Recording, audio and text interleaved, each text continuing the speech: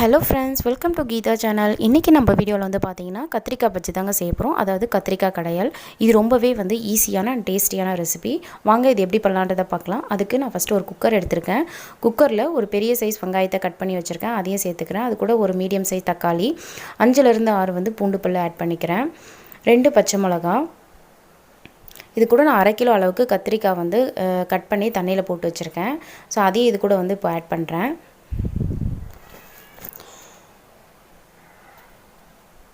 இது வந்து பாத்தீங்கன்னா ஒரு 10 ல இருந்து 15 நிமிஷத்துக்குள்ள ஈஸியாவே வந்து பண்ணிடலாங்க. இப்போ இது கூட 1/4 ஸ்பூன் அளவுக்கு நான் மஞ்சள் தூள் வந்து ஆட் பண்றேன். ஒரு 1/2 ஸ்பூன் அளவுக்கு சீரகத்தூள் இல்லனா சீரகமா கூட நீங்க ஆட் பண்ணிக்கலாம்.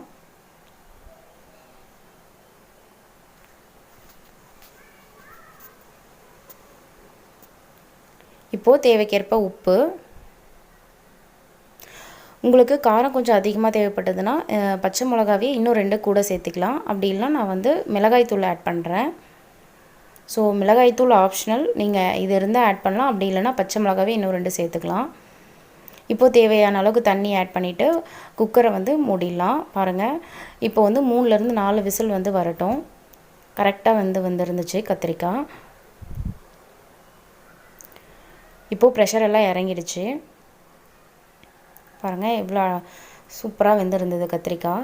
இத வந்து நீங்க அப்படியேவும் மத்து வச்சு கடைஞ்சிடலாம். அப்படி இல்லனா கல் சட்டில கூட நீங்க யூஸ் பண்ணி கடைஞ்சி எடுத்துக்கலாம்.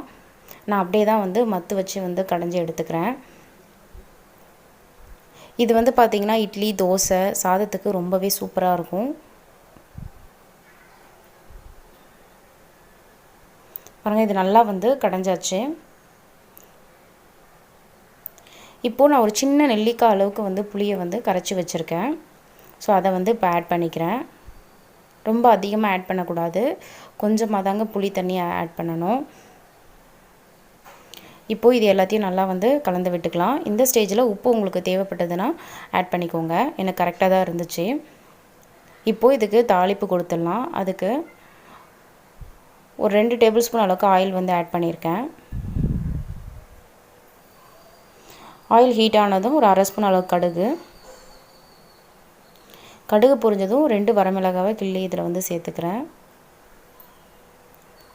கூடவே கொஞ்சம் கறிவேப்பிலை.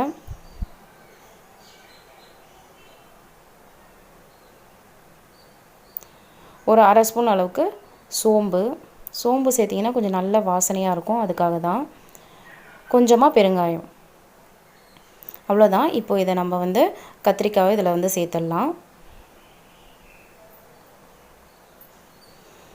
சூப்பரான ரொம்பவே டேஸ்டியான கத்திரிக்காய் பஜ்ஜி இல்லனா கத்திரிக்காய் கடayal வந்து ரெடி ஆயிடுச்சு.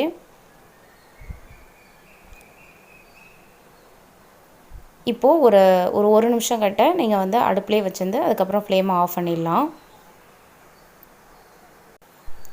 இந்த வீடியோ உங்களுக்கு ரொம்பவே பிடிச்சிருக்கும் and யூஸ்ஃபுல்லா இருக்கும்னு நினைக்கிறேன். பிடிச்சிருந்தா மறக்காம கீதா சேனலை லைக் பண்ணுங்க, கமெண்ட் பண்ணுங்க, ஷேர் பண்ணுங்க and subscribe பண்ணி வெச்சுக்கோங்க. கூடவே இருக்க பெல் பட்டனையும் கிளிக் பண்ணி வெச்சுக்கோங்க. அப்பதான் நான் போற வீடியோஸ் எல்லாம் உங்களுக்கு நோட்டிஃபிகேஷன் வழியா வந்து கிடைக்கும். Thank you.